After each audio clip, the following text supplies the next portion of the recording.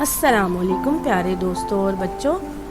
ایک وقت کا قصہ ہے. ایک غریب کاشتکار اپنی بیوی اور بچے کے ساتھ رہتا تھا. اس کا ایک وفادار کتا تھا جس کا نام سلطان تھا.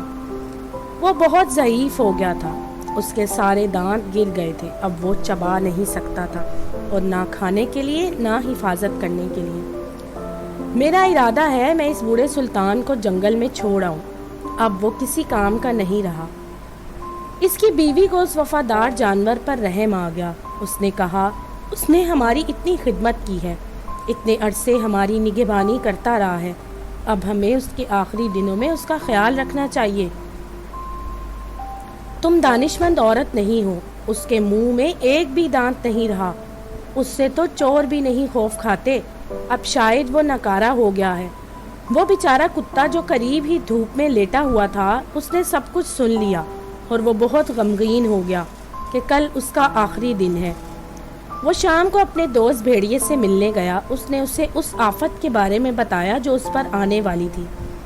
اداس مت ہو, بس تمہیں اپنی قابلیت کا ثبوت دینا ہوگا. میں نے ایک ترکیب سوچی ہے. کتا بولا, کیا؟ دھیان سے سنو.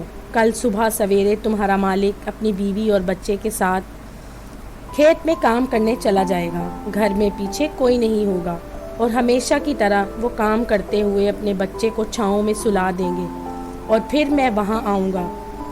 جو ترکیب بھیڑیے نے بتائی وہ بڑی خوفناک تھی, لیکن اس نے آگے بڑھ کر اس پر عمل کیا. اگلے دن سب کچھ ویسا ہی کیا گیا جیسا منصوبہ تھا.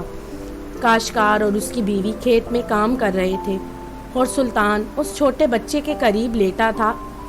جیسا کہ وعدہ کیا تھا, بھیڑیا آ گیا اور بچے کو اٹھا کر لے گیا.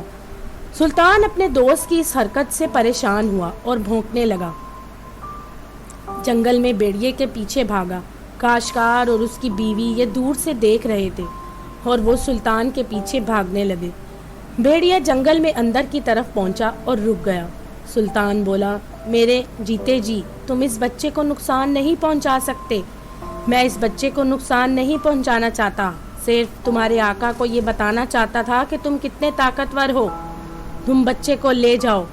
اب وہ تمہارا بہت شکر گزار ہوگا اور تمہیں کوئی نقصان نہیں پہنچائے گا. کاشتکار اور اس کی بیوی جنگل میں دوڑے آ رہے تھے. وہ رک گئے یہ دیکھ کر کہ بوڑھا سلطان ان کے بچے کو صحیح سلامت لے کر آ رہا ہے. کاشتکار بہت خوش ہوا. اس نے پیار سے بوڑھے سلطان کو سہلایا. کاشتکار نے خوشی سے اپنی بیوی کو بولا, جاؤ جلدی سے گھر جاؤ اور بوڑھے سلطان کے لیے روٹیاں پانی میں بھگو دو تاکہ اسے چبانا نہ پڑے. اس واقعے کے بعد بوڑھا سلطان بڑے مزے میں تھا. پھر ایک دن بھیڑیا اس سے ملنے آیا اور وہ بہت خوش تھا. ہر کام کتنی کامیابی سے ہوا. بوڑھے سلطان, اس کی تمہارے سے ایک گزارش ہے. میں نے تمہارے لیے جو کچھ کیا اس کے لیے دعوت کا حقدار ہوں.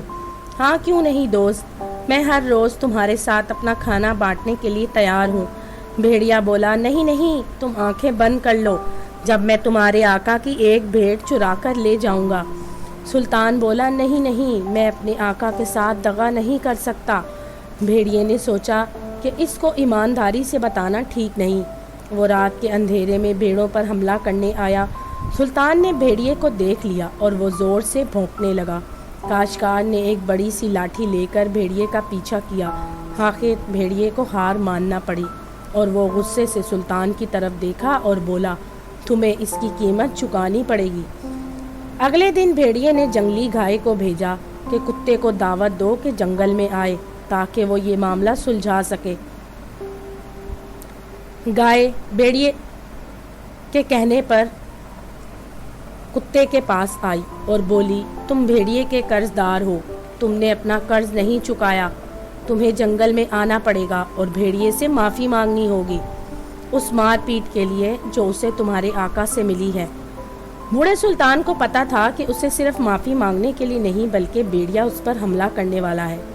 سلطان نے دیکھا اس کے ساتھ کوئی نہیں ہے سوائے ایک بلی کے جو اس کے ساتھ ساتھ چل رہی تھی. بھیڑیا اور جنگلی گائے پہلے سے ہی وہاں موجود تھے اور اپنے دشمن کو آتا دیکھ سکتے تھے. ان دونوں نے سمجھا کہ سلطان ان کو مارنے کے لیے تلوار لے کر آ رہا ہے جو کہ بلی کی ایک دم تھی. وہ ڈر سے درخت کے پیچھے چھپ گئے۔ کتا اور بلی جب وہاں آئے تو حیرت میں تھے کہ کوئی وہاں نظر کیوں نہیں آ رہا۔ جنگلی گائے نے خود کو پتوں کے پیچھے چھپا لیا۔ اس کا کان ایک نظر آ رہا تھا۔ بلی نے ادھر ادھر دیکھا کہ گائے اپنا کان ہلا رہی تھی۔ بلی نے سوچا کہ وہاں ایک چوہا ہے۔ اس نے اس پر حملہ کر دیا اور بری طرح سے کاٹا۔ گائے شور مچاتی ہوئی بھاگ گئی۔ حیرت میں کتے اور بلی نے اوپر دیکھا تو انہیں درخت کے اوپر بھیڑیا نظر آیا، جو بہت شرمندہ تھا اور اپنے آپ کو خوف زدہ ثابت کر رہا تھا۔ تم وہاں اوپر کیا کر رہے ہو میرے دوست؟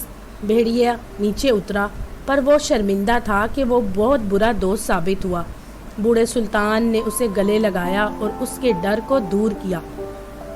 فکر نہ کرو، اب میں اپنے دوست کو چوٹ نہیں پہنچاؤں گا۔ بھیڑیے نے سبق سیکھ لیا اور پھر سے سلطان سے دوستی کر لی۔ تو دوستو، اگر آپ کو میری یہ کہانی پسند آئی تو میرے چینل کو لائک اور سبسکرائب ضرور کیجیے گا۔